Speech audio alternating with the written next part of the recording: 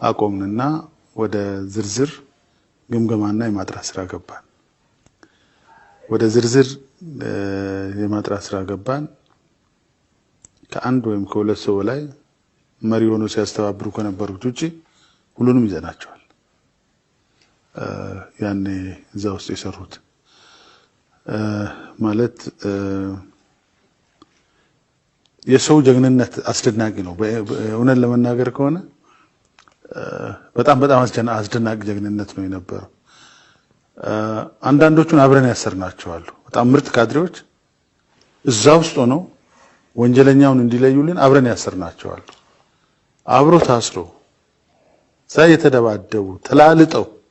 ግን ወንጀለኞቹን አውጥተውልናል አሁን ስም መናገር በጣም ይከብደኛል ለምሳሌ ለማ ከልቤ የማይወጣው በለውጡ አይደለም